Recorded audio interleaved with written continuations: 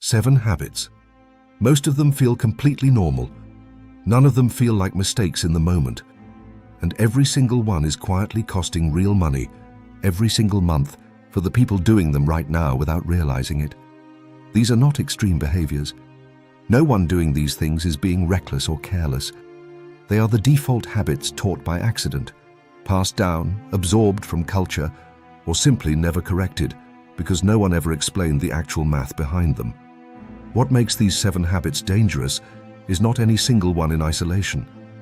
A person can survive any one of them without major financial damage. The danger is that most people are doing several of these simultaneously for years without ever calculating the combined cost, and by the time the cost becomes visible in the form of a denied loan, a retirement that looks nothing like it should, or a net worth that never seems to grow despite years of steady income, the years that could have compounded in the other direction are already gone. The first habit is keeping savings in a traditional bank account. The average traditional savings account in the United States pays 0.45% annual interest. Inflation runs at approximately 3.4% per year. That gap means money sitting in a standard savings account loses purchasing power every single year. Not through spending, just through sitting still. A $10,000 balance left in a typical savings account for 10 years grows to $10,459 on paper, while losing the equivalent of roughly $2,860 in real purchasing power to inflation over the same period. High-yield savings accounts from online banks pay between 4.5% and 5.1%, 10 times the national average, with the same government-backed insurance and the same access to the money. The only thing separating someone earning 0.45% from someone earning 4.8% on identical safety is which bank they happened to open an account with years ago and never thought to change. The second habit is carrying a balance on credit cards. The average credit card interest rate sits above 20% APR. A $5,000 balance paid through minimum payments alone takes over 17 years to clear and costs more than $8,000 in interest, nearly double the original amount borrowed, paid entirely to the card issuer for the privilege of spreading out a purchase. Minimum payments are deliberately structured low enough to feel manageable while barely denting the principal, which is exactly why credit card companies profit overwhelmingly from people who carry a balance rather than those who pay in full every month. The third habit is avoiding investing because it feels complicated or risky. A single S&P 500 index fund requires no stock picking, no market analysis, and no ongoing decisions. It has averaged 10.5% annual returns over the last 30 years and is available through any major brokerage with zero minimum investment. The cost of avoiding this is not flat. It compounds against the person avoiding it every single year they wait. Someone investing $200 a month starting at age 25 ends up with approximately $632,000 by age 65. The same $200 a month starting at 35 produces approximately $379,000. 10 years of hesitation costs $253,000, not because of a worse strategy, but purely because of when the first dollar went in. The fourth habit is using debt exclusively for things that lose value. Debt itself is neutral. What it gets attached to determines whether it builds wealth or destroys it. A car loan, a credit card balance for consumer goods, or a personal loan for a vacation all attach borrowed money to something that depreciates or disappears the moment it's used. A mortgage on a rental property, a business loan that generates revenue exceeding its interest cost, or financing for a credential that measurably increases income are different. The asset or income produced exceeds what the debt costs.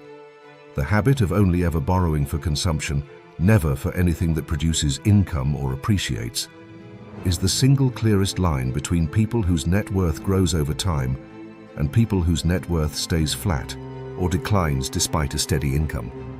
The fifth habit is ignoring credit score until it becomes a problem. A credit score does not measure wealth or income. It measures borrowing behavior, and lenders use it to price every loan offered.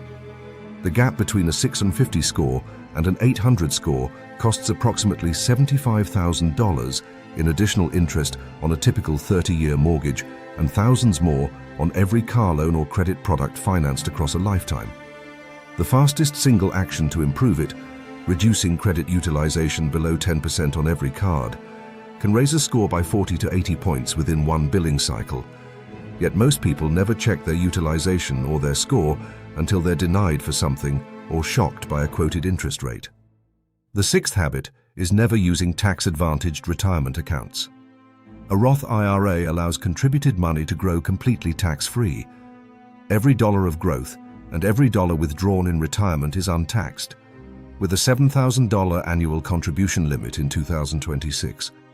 A person who contributes the maximum every year from age 25 to 65 at a 10% average return accumulates approximately $3.1 million, all of it untaxed in retirement. A standard taxable brokerage account holding the identical investments with identical contributions and identical returns loses a meaningful portion of that growth to taxes along the way.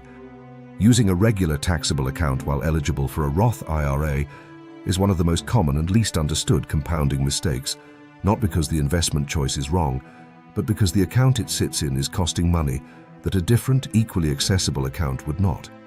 The seventh habit is treating income increases as an automatic lifestyle upgrade. Lifestyle inflation is the pattern where every raise, bonus, or new income stream gets absorbed almost immediately into higher spending. A larger apartment, a newer car, more frequent takeout, leaving the actual savings rate unchanged regardless of how much total income grows. Financial behavior research consistently shows that people who do not save or invest at a lower income typically do not start when their income doubles. The spending simply expands to match. This habit is the hardest of the seven to notice because every individual upgrade feels earned and reasonable in isolation. No single larger apartment or nicer car is the problem. The pattern is the problem. Income rising for a decade, while the savings rate stays exactly where it started, which means every raise during that decade produced zero additional financial security, despite producing a measurably better lifestyle on paper. The habit that actually builds wealth is not earning more. It is keeping the gap between income and spending constant or growing every time income rises, and directing that gap toward the same accounts and investments already discussed. None of these seven habits are dramatic. No one doing them is making an obviously bad decision in the moment. A savings account feels safe. A credit card balance feels manageable. Waiting to invest feels cautious. That is exactly why they are so common. Every one of them is the path of least resistance, and every one of them has a calculable compounding cost that grows the longer it goes unaddressed. The fix for all seven follows the same pattern.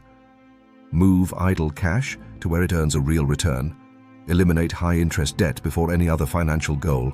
Start investing regardless of the amount. Only borrow for things that produce income or appreciate. Monitor and actively manage credit score. Use every available tax-advantaged account before a taxable one, and keep the gap between income and spending growing every time income increases. None of these require a large income to start. All seven are available to anyone with a bank account and an internet connection. The only requirement is doing them before another year of the default habit compounds against the outcome instead of for it. Drop a comment with which of these seven habits is the hardest one to break. The next video covers the exact order to fix them, starting with the one that has the highest immediate financial impact.